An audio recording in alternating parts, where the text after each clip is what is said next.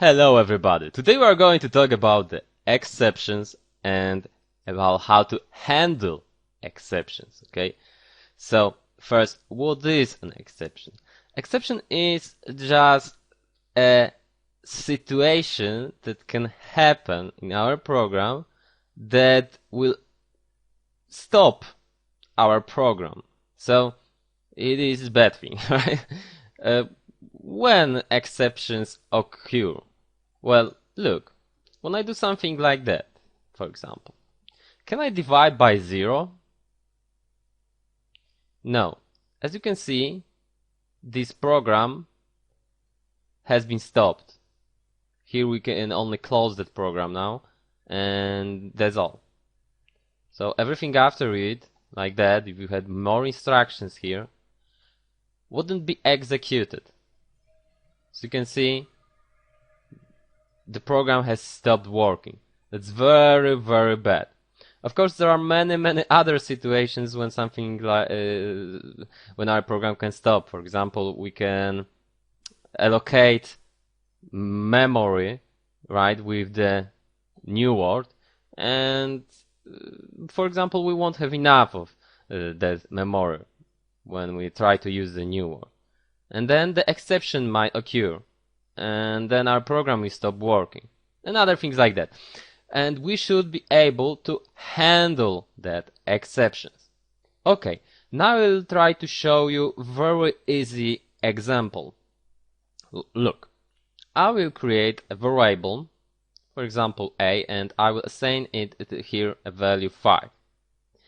Then I will show you how to handle exceptions. Look, we can try to do something.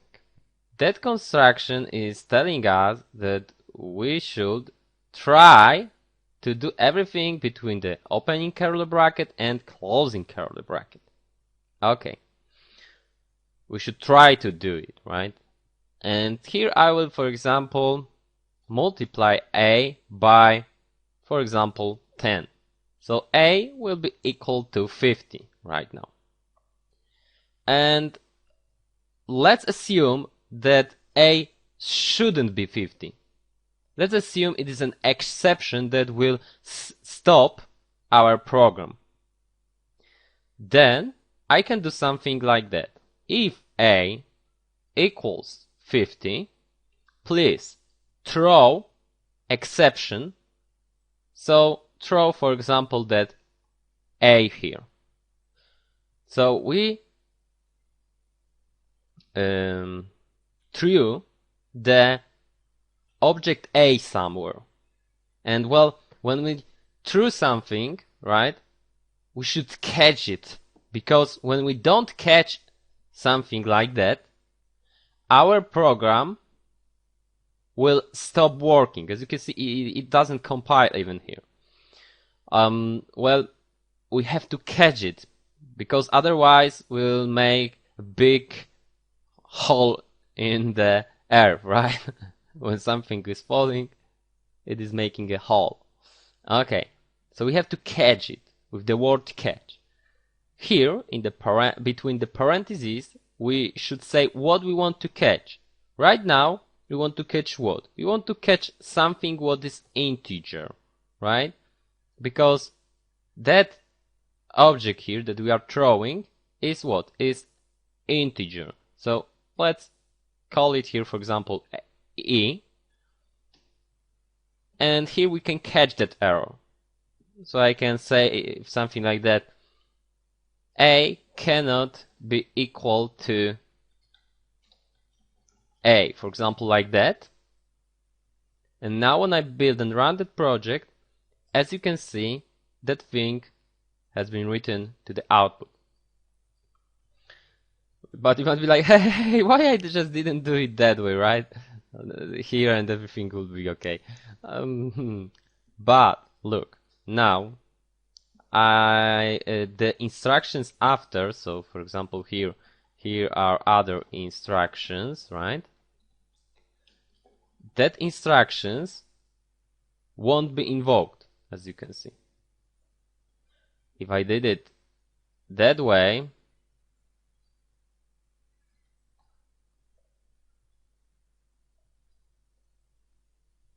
the instructions after also got invoked. That's the first thing. The second thing is that that are special things that catch and try constructions, and they can catch errors that cannot be catched by the if instruction, okay? Like, for example, memory allocation. Okay. We are making here an example that is as easy as possible. So, if I change, for example, that guy here now to double, what will happen? As you can see, this application has requested the runtime to terminate it in an unusual way. Please contact the application support team for more information. And our program stopped running. Why? Because we threw here A, which is doubled, and we could catch only things that were what? Integers.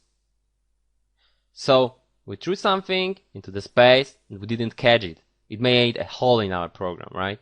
We have to catch everything always. So we can do it that way. We can make another catch instruction, for example, that will be for integer and that will be for the double, like that. Now everything will work fine. Or, and of course everything after the catch is working, la la la la, as you can see. That's why catch is cool. And or you can do it that way. We can just catch everything possible. So now here I can write something like this is going to be just leave it like that.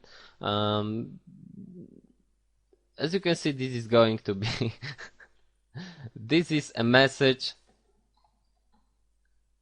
that will be shown when other catches, so other things like that, other catch, maybe other catch instructions won't be invoked. So this is like else statement in the if instruction, right? And now we can catch everything here easily. When it's double, when it's a character, right? We can do it easy. Okay. Now, I would like to tell you about the true use of something like that. Look, we can make a function that we'll call division. As the first parameter, we'll take the number that we'll divide. As a second number, we'll take a number that will divide the number a, right? And now we can just return the a divided by b. And here I will just run division of, for example, 5, 0. So I want to divide 5 by 0. And let's assign somewhere the result of that. And the result is here we'll send result. Now when I build and run,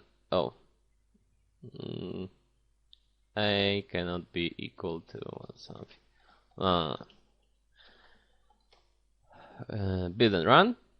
As you can see, the result is infinitive. Well, our program somehow managed to divide 5 by 0, but it's because there are double types, and if somebody divide 5 by 0, then the result is like that. But we shouldn't allow a situation like that, right? So how to manage something like that? We should check here if b is equal to 0 before, and if it is equal to 0, we should throw, for example, b. So this catch instruction will be invoked now, right? As you can see, this instruction got invoked. So we could say here error, la la la la, and other things like that. And this instruction didn't get invoked, right? So after the error, everything to the closing curly bracket here wasn't invoked. So it's cool. But it should be written a bit more professional way. We should create now here a class that we'll call that should be self-descriptive, and we call it division by a zero exception. Okay, we just created the class in the same file. Well, we won't. I don't want to create other files, so it won't take our time right now. And in the public section, we'll create a function that will get the error message, and we will just make it in line function. Do not divide by 0. Error. Something like that. And now we can throw here object like that. We can do it that way, or we can just do it that way. The second version is better because, well, when the error won't occur, so when b is not equal to 0, we don't need to create division by 0 exception, right? So this is better version.